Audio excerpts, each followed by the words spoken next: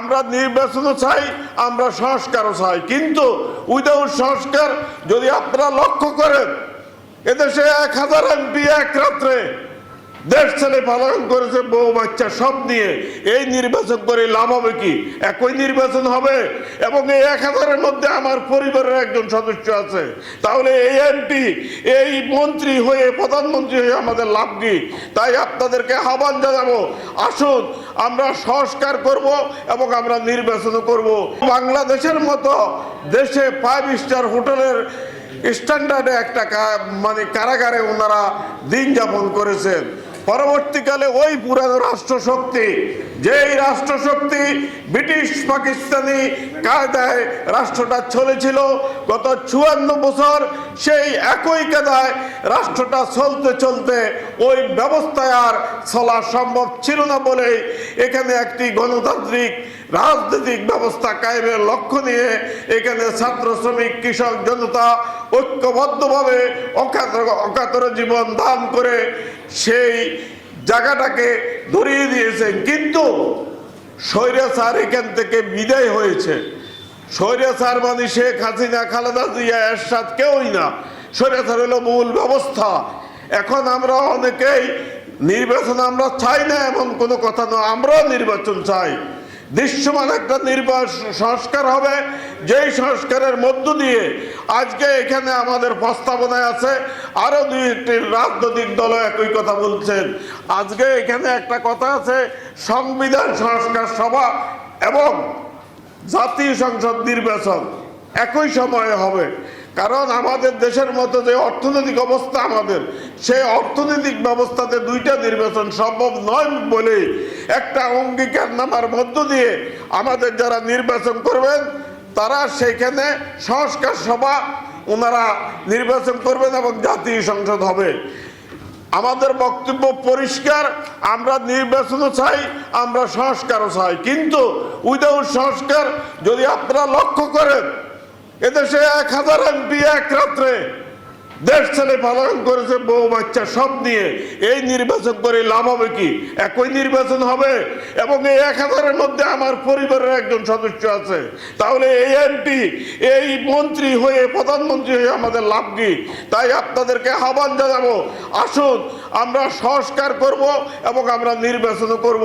এই উঁচু জায়গায় এসছে, সেই প্রত্যাশার জায়গাটা সকলেরই খেয়াল রাখা দরকার, বিশেষ করে যারা এই অভ্যুত্থানের অংশীদার, যারা ফ্যাসিবাদের বিরুদ্ধে লড়াই করেছেন, তাদের সকল পক্ষকেই মানুষের প্রত্যাশার জায়গাটা স্মরণে রাখা দরকার। কিন্তু এই কথাটা যখন আমরা বলি মানুষের প্রত্যাশা, এটা একটা রাজনৈতিক বক্তব্য হয়।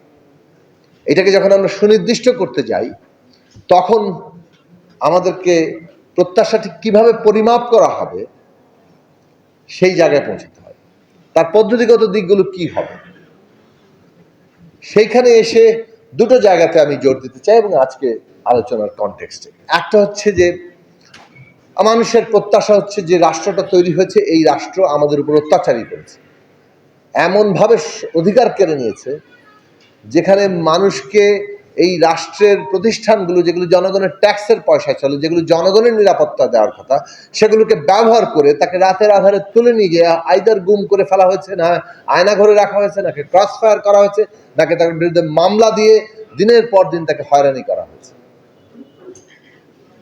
তার মানে এই রাষ্ট্র নাগরিকের নিরাপত্তা দেওয়ার বদলে উল্টো নাগরিকের উপরে যত ধরনের অত্যাচার করা যায় সেটা করেছে। শেষ পর্যন্ত নাগরিকের ভোটের অধিকারটাও কেড়ে নিয়েছে এবং তারপর বলেছে ইহাই গণতন্ত্র।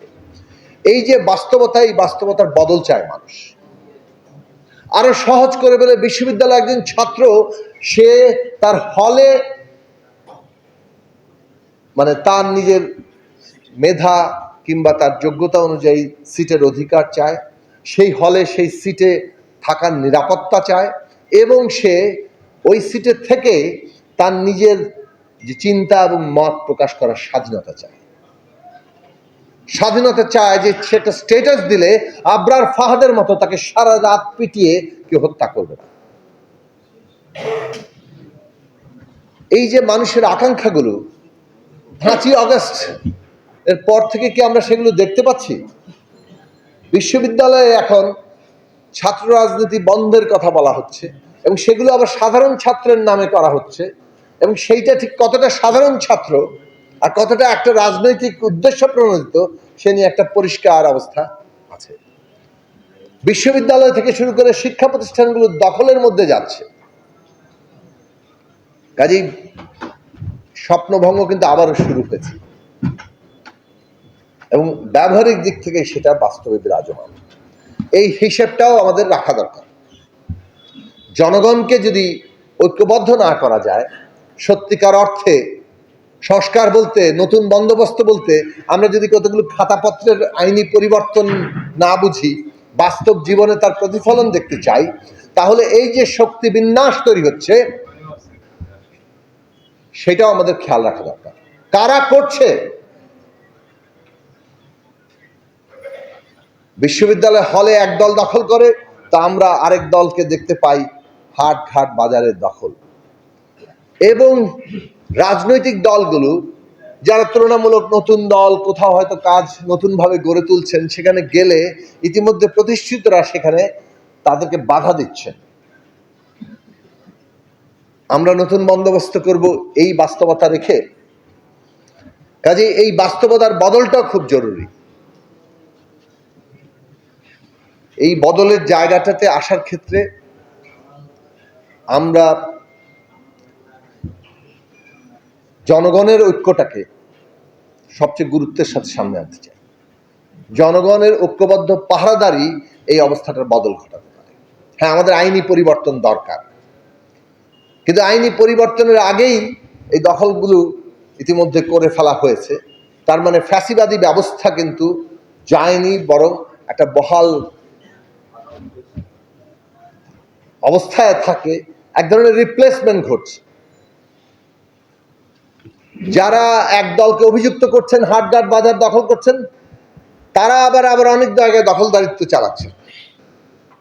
যে যেখানে পাচ্ছে সে সেখানে দখলদারিত্ব করছে। এক দলকে কি বলে দুর্নীতি, চাঁদা ইত্যাদির জন্য দাবি করছেন, আবার আরেক দলের বিরুদ্ধে অভিযোগ আসছে নানা রকম কমিশনের, বিভিন্ন পদায়নের, ভাগবাটোয়ারার প্রাপ্তির জায়গা থেকে। এই পরিস্থিতিগুলো আমাদের জনগণকে খেয়াল রাখা দরকার, এবং জনগণকে ক্রমাগত ক্ষমতাহীন করে ফেলা হচ্ছে। জনগণ ব্যাপারটাই যেন নাই পুরো সংস্কার প্রক্রিয়ার মধ্যে। এইটা বাংলাদেশের এখনকার বাস্তবতার জায়গা। এই বাস্তবতার জায়গাটাকে আমাদের বিবেচনায় রেখেই জনগণকে আবার নতুন করে মানুষের সত্যিকার আকাঙ্ক্ষা কি ছিল, আমাদের ওই ছাত্রের, ওই শ্রমিকের, শ্রমজীবী মানুষের সত্যিকার আকাঙ্ক্ষার জায়গাগুলো কি ছিল, সেইটা আমাদের বিবেচনা রাখা দরকার। জনগণ যাতে এই পুরো প্রক্রিয়া থেকে বিচ্ছিন্ন না থাকে।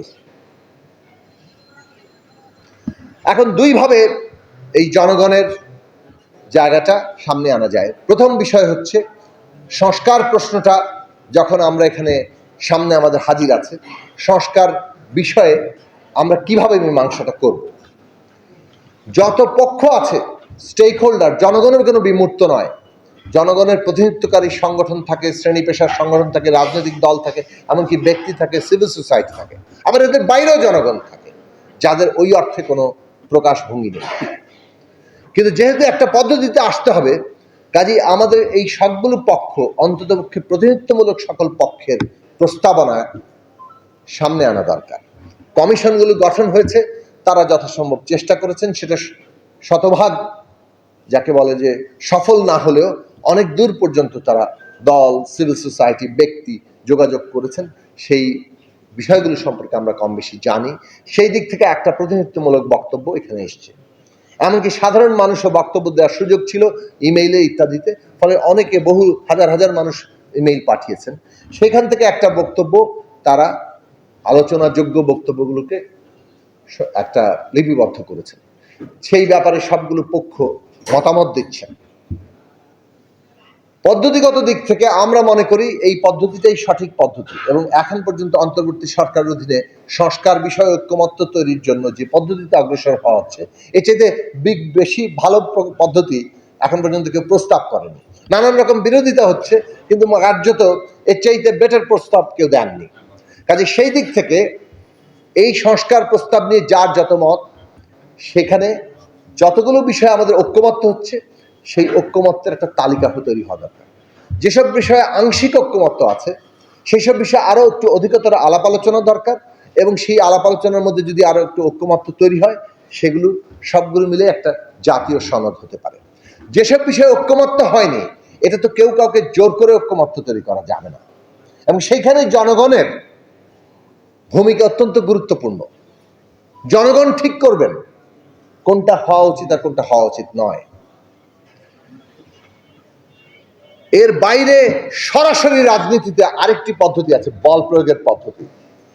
আপনাকে ক্ষমতা দখল করতে হবে এবং ক্ষমতা দখল করে পুরো রাষ্ট্র আপনার নিজের নিয়ন্ত্রণে নিতে হবে, যাকে বিপ্লব বলা হয়। আপনি সেই পুরো প্রক্রিয়ার মধ্যে যেতে পারেননি, এটা বাস্তবতা। 5ই আগস্ট পরে আমরা সেই প্রক্রিয়ায় যেতে পারিনি। কোনো দল এককভাবে সমস্ত রাষ্ট্রশক্তি এবং জনগণের উপর প্রাধান্য তৈরি করেনি। কাজেই এইখানে একটা কালেকটিভ, অর্থাৎ সবাই মিলে একটা জায়গা তৈরি হয়েছে। এই সবাই মিলে জায়গাটা তৈরি হওয়ার যে বাস্তবতা, সেই বাস্তবতাকে জোর করে এখন কেউ বদলাতে গেলে সংঘাত অনিবার্য। সুতরাং আমরা কোন পথে অগ্রসর হব সেটা আমাদের পরিষ্কার করে নির্ধারণ করা দরকার। সুতরাং সংস্কারের যে বিষয়ে ঐক্যমত্য আছে সেগুলি জাতীয় সনদ, যেগুলো ঐক্যমত্য নাই সেগুলো জনগণ নির্ধারণ করবে সেটা হবে কিনা। এবং জনগণ নির্ধারণ করতে গেলে বল প্রয়োগের বাইরে যে আরেকটি পদ্ধতি আছে শান্তিপূর্ণ ক্ষমতা হস্তান্তরের, সেটা হচ্ছে নির্বাচন। সে কারণে নির্বাচন আপনার লাগবে। জনগণের যুক্ত করা ছাড়া আপনি নিজের খেয়াল খুশি মতো চাপিয়ে দিতে পারবেন না। আপনার দাবি আপনি তুলতে পারবেন। কেউ কেউ চাইতে পারেন অন্তর্বর্তী সরকার আরো বহুকাল থাকুক, কিন্তু প্রশ্ন হচ্ছে যে কালেকটিভিটির মধ্য দিয়ে, অর্থাৎ একটা সম্মিলিত সমর্থনের মধ্য দিয়ে একটা অন্তর্বর্তী সরকার ক্ষমতায় এসছে, যদিও তারা সুপ্রিম কোর্টের কাছ থেকে তাদের একটা আইনি বৈধতা নিয়েছেন, কিন্তু এর প্রধান শক্তির জায়গা কিন্তু হচ্ছে গণসমর্থন এবং বিশেষভাবে এই যে স্টেক হোল্ডারদের সমর্থন। সুতরাং স্টেক হোল্ডারদের এই যে সমর্থনের সমষ্টিকতা, এইটাই হচ্ছে এইখানে যে কোনোভাবে যে কোনো প্রক্রিয়ায় আমাদের অগ্রসর হওয়ার পদ্ধতিগত দিক। সর্বসম্মত যদি আমরা না হই তাহলে দ্বন্দ্ব এবং সংঘাত অনিবার্য। সে কারণে আমরা শুরু থেকে বলে আসছি 5ই আগস্টে যে রাজনৈতিক উত্তরণের এই প্রক্রিয়াটা ন্যূনতম জাতীয় ঐক্যমত্যের ভিত্তিতে পরিচালিত হওয়া দরকার। রাজনৈতিক দলগুলোর মধ্যে প্রতিদ্বন্দ্বিতা থাকবে, প্রতিযোগিতাও থাকবে, কিন্তু সেটা যাতে এই ন্যূনতম জাতীয় ঐক্যমত্যকে ছাপিয়ে না যায়, না হলে সংঘাত অনিবার্য।